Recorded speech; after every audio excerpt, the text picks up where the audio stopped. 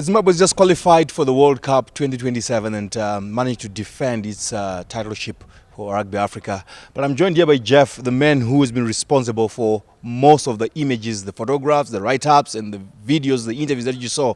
Jeff, congratulations on this great and mighty win. Thank you so much, and you know what? We can't even explain. I think at some point in time, I just sat down, even with the guys from the Sables Trust, and then we just agreed to capture every moment because we didn't even know that something great like this would happen. So it's 2 years running of something totally amazing. If you're a rugby fan, obviously you have seen what this man here has been producing via photographs, via write-ups, via interviews, post-match analysis, and a lot of other stuff that you'd produce. Jeff, can you just take us through how your journey began with the team? The journey didn't start now. It started way back. I think I fell in love with the Sables straight from high school. I think I remember when I was still in high school, Form 1, Form 2, early 2000s, I would attend Sables matches wherever I can when, Churchill didn't have a fixture when I was still about maybe under 14, under 15. So, the under 14, under 15s will play at like around 9 o'clock. And if the Sables had a game at 3 o'clock, they allowed school guys to go for free. So let's say, for example, if we played against Prince Edward, at Prince Edward, we'll just walk from Prince Edward to Harare Sports Club, or back in the day, I think Old Hararians was the place to be. And it's a sport I played. I even used to attend rugby matches when I worked at Zimbabwe Cricket. And for me, the journey was the rugby culture that comes with the Sables. Sables is not just a team, it's actually a culture, it's a society. You meet the Jasons there who come with their families, you see. You come with your family, you come with your wife, your children. So that culture has always been there. I played a bit of rugby, but nothing to actually even write about. Playing Division 1, maybe sitting on the bench in the Premier League, just running in for maybe 5 or 10 minutes. After Harare Sports Club would have whacked maybe XP Horns by maybe 40 points. But I made a decision to start focusing my journalism journey on rugby, because the Sables would beat Zambia. The Sables would play against Morocco, beat Morocco at home. And then we wake up in the morning, and in the Sunday Mail, the back page, there's a story saying, Passoa unhappy with Dynamos. There's nothing wrong with that story, but the nation has celebrated a win against Morocco. And so from that time, I remember a big shout out to some of the guys from the Sunday Mail, the likes of Tinashe Kusema, Petros Kausio, Robson Sharuko, who was big editor at the Herald and now the editor of the H Metro, and many guys sat down to say, let's change the narrative. Football is the most popular sport, but let's sit down and start producing. Let's have reporters that understand rugby. So immediately I was told, you are not allowed to go for football. And I was happy because I didn't really like going to soccer matches anyway. So from there I started writing stories. I remember issues of Boxer, Tedious, Zandwandira. All of these guys used to come out in the newspaper every week, and we were building interest. Sponsors came on board. I think it was called the Lion Lager, National Rugby League at the time. So that's a very long journey, on and off. And then in photography, I think there's a time when I was now specializing more on sports photography. As my brand, Grindstone Africa, we used to take a lot of club games, put them out there for free when we started. And I also remember coming off the production value from, Sandsport, coming from ZBC and many other, even in the formation of mega clips and all of that. We were a society of guys who came through together. And the name Grindstone, I think it reached its saturation point. Then we started collaborating with, guys from Cairo Sport. They would contract us to do some certain work. And I realized, these guys have over 22,000 followers and all of that. And we only have like 1,000 followers. And our followers were the guys in the stands. And at some point in time, then joined the Sables through, Cairo Sport as a consultant. and then started running with it. They loved what I was doing, and naturally I realized this thing is bigger than me. It's bigger than the company. It's a national thing. Made a PR decision to say, let's stop putting the brand grindstone out there. For once, unlike what the Denford Mtamangiras and the Tangai Nemadires and the Jacques Leitaus went through, for once let's document our guys while they're still alive, while they're still reigning.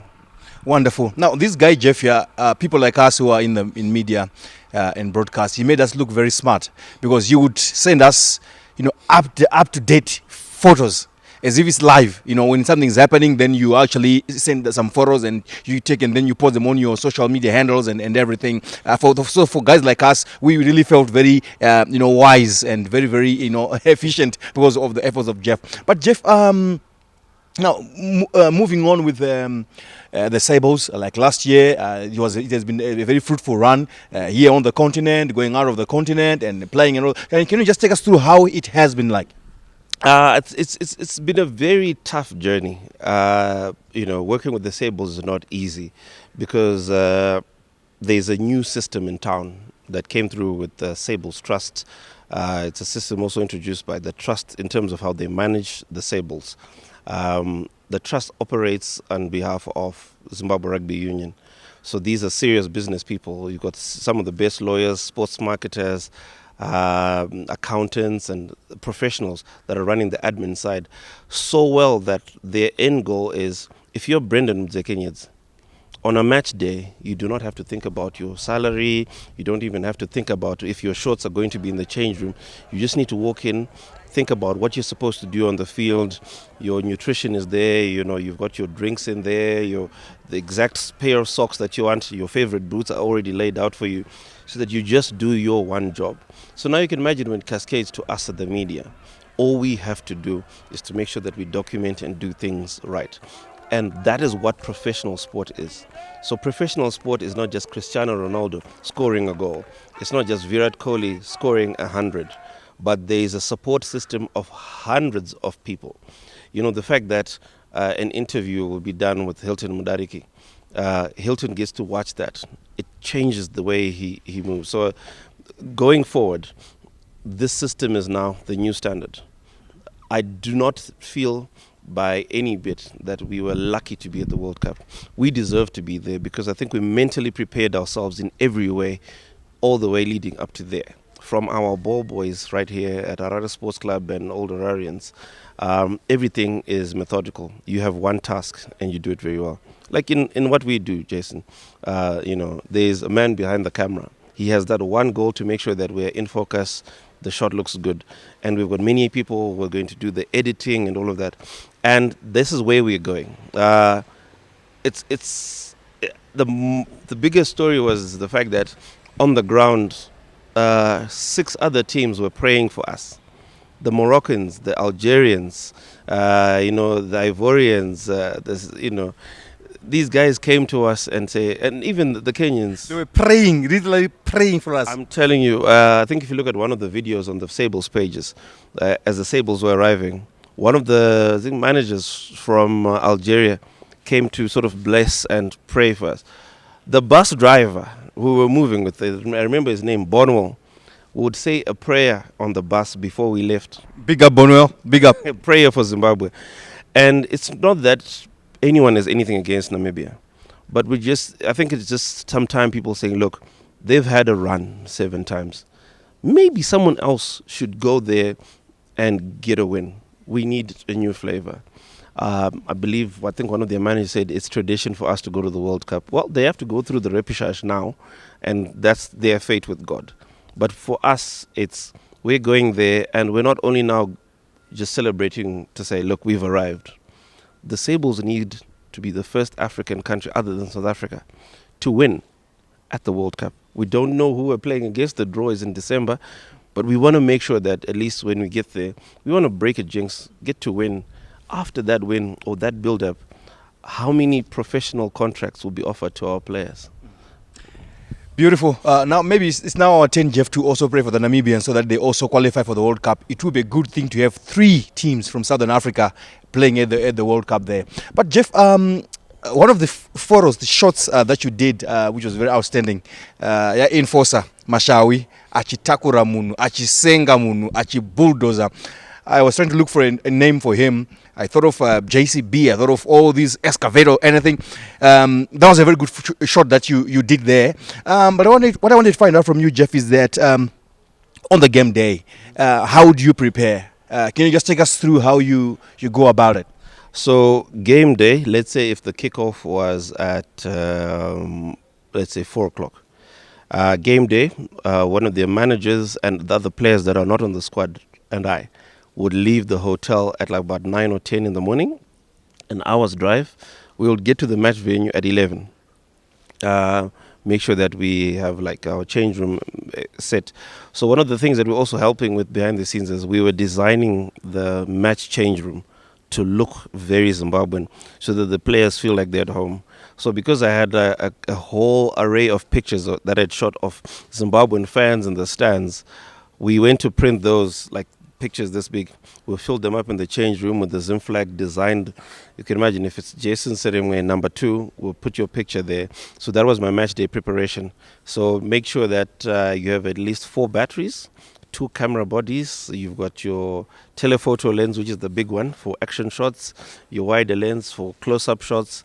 Make sure that you have a power bank. And nowadays, because of content that is wanted on the go, you have a very decent smartphone that is prepared for, reels and all of that. So match day preparation was, I needed to make sure that by the time the players get off the bus, I wanted to give you what I call the POV, the point of view. So you notice that even from some of the reels that we'll give you from behind the scenes, will show you what it feels like when they watch, when these guys are walking out of the bus. We want you to see their facial expressions, just the mood, the ambience. Are the other Zimbabweans?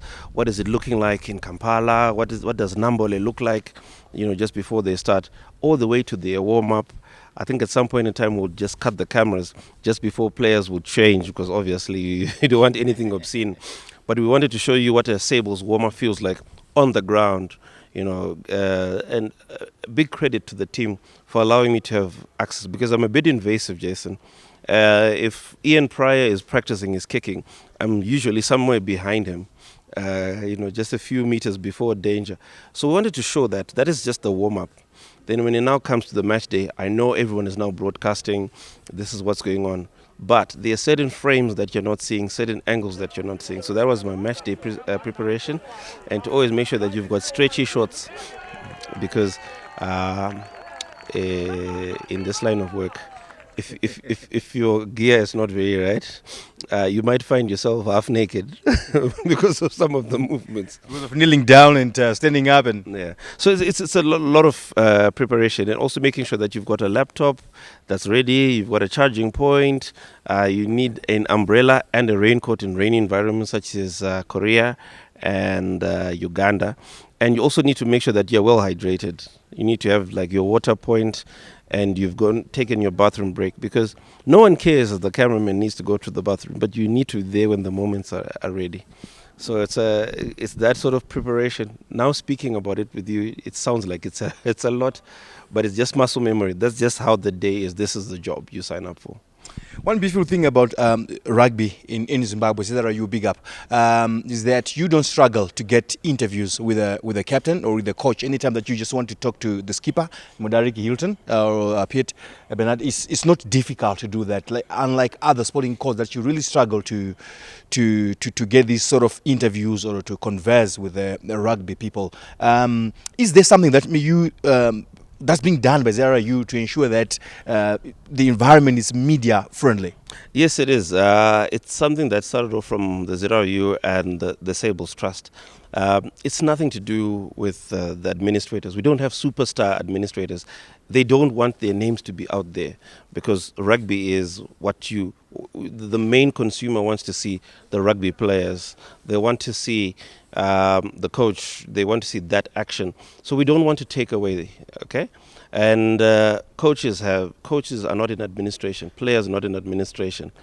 All those things that happen in other sports, families do fight internally. No one cares about that. People want rugby, so we are trying to give you rugby. You want to speak to Dylan Utete? Fine, we will facilitate for you to go and speak to Dylan Utete, because Dylan Utete has one job: to be an amazing player and to be himself. So it's just conscious to say, give the people what belongs to them. Remember, it's a national team. They belong to, so even after winning, that's why we're moving around with the trophy, and people are shocked to see that we're the only sport that after winning a trophy, we go to the streets and give you a trophy, because it's for Zimbabweans. So that's the conscious decision we've made. And Jeff, in your line of work, all that you've been giving the people in terms of content, as people who are in the media and many other media people out there, how has been the response? How have they been how has been the reception of those materials that you've been sending out there? Well, I think the material has been received very well. It's very selfless, and also to show that as the media, we're not competing.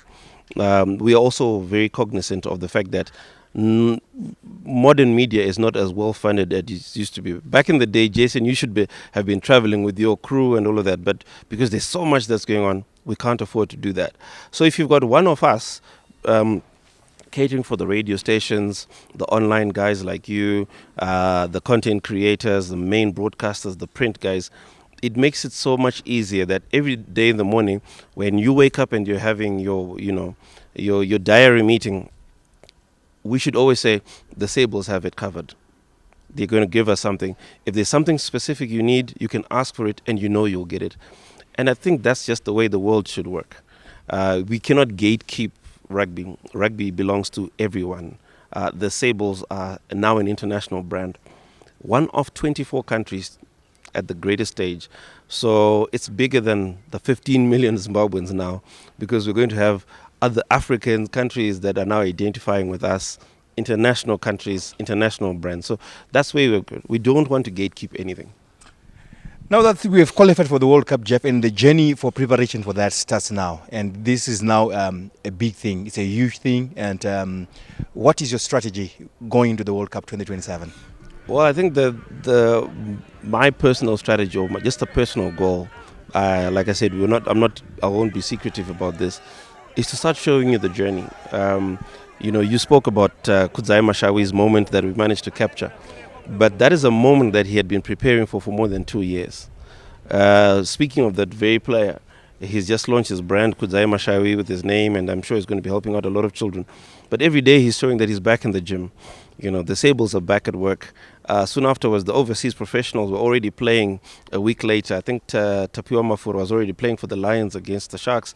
And we want to start telling that story more, and we want you to know your Sables. So just for us as well, the preparations have already started. The conversations have been had. It's not like it's a surprise thing. There was a preparation, a plan greater than I know of already, of what are the next few steps. But for the players, we're going to be tracking all of them, the local ones and the international ones, those that are working. I actually noticed that Bruce Houston has also launched a kicking academy a kicking course in England.